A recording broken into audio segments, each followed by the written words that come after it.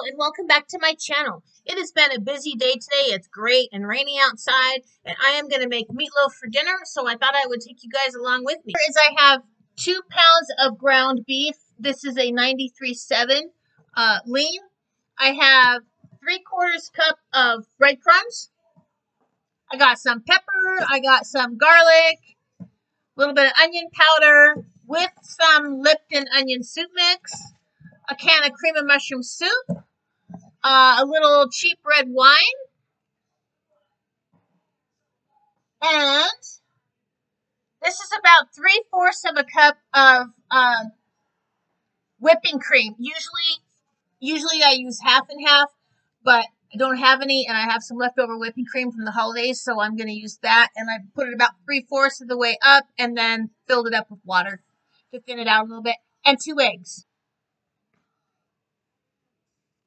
So what I'm going to do is I'm going to mix all of this together, form it into a loaf, and get it into my pan here. I'm going to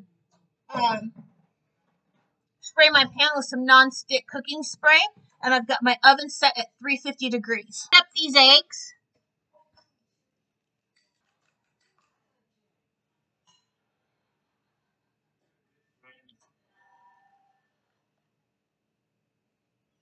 Dump a little bit of cream in with the eggs.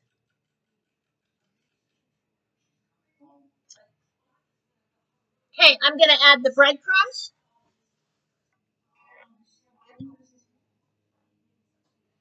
And this is a 3/4 cup measuring cup, and I'm going to fill it about 2/3 of the way with wine.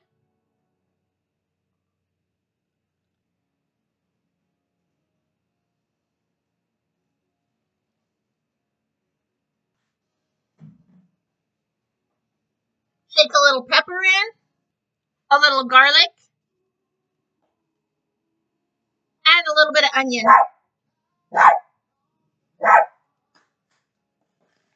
Onion soup mix.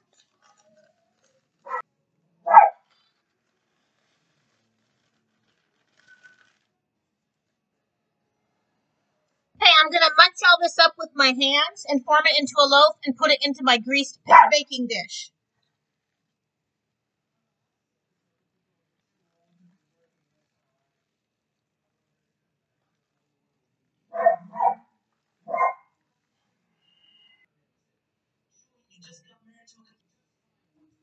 Okay, we're going to form it into a loaf.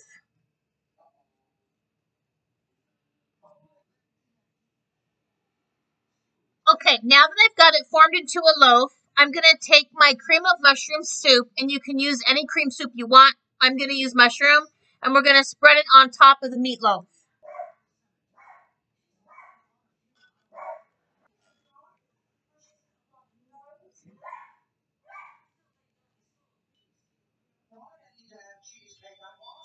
Okay, I'm going to pop this in the oven, uncovered, for 1 hour. I went ahead and I had a head of cauliflower I wanted to use up, so I've got that in my pot over here.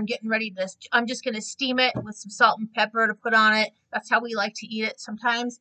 And then for potatoes, because it's been a busy day, so I just have some instant potatoes all geared up. And in the pan here for the instant potatoes, I'm going to cook them per the package directions, but I have my potato flakes measured out, and in this pot I have like a tablespoon more of butter than what it calls for because I like them a little buttery. I put some dried parsley in here, some onion powder, garlic powder, and some steakhouse seasoning mix for the potatoes, and I'm going to cook them per the package directions. So let's check this out.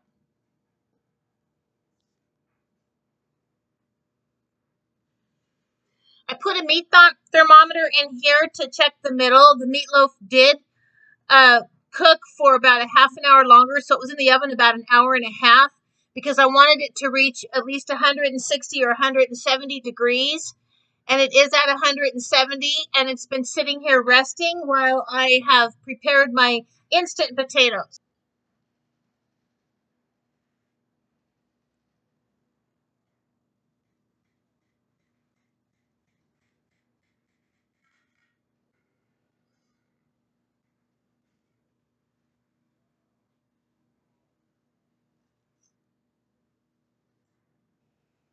I don't always use instant potatoes, but I do have them in my pantry.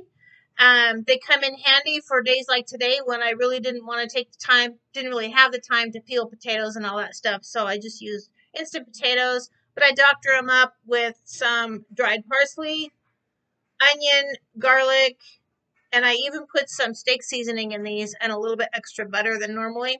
Oh, and I don't have any milk, so I had that whipping cream that I put in my meatloaf. I put some whipping cream in these potatoes, and I just watered it down a little bit. So the potatoes have a really nice garlicky, onion garlicky taste. Very creamy. Now for the star of the video, the meatloaf. It cut very tender. That's what it looks like on the inside.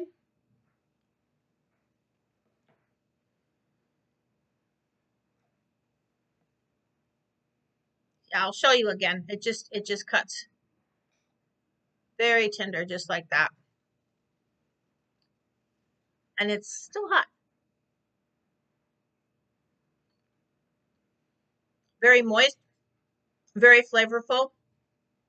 I'm not a meatloaf fan because I don't care for the ketchup in it.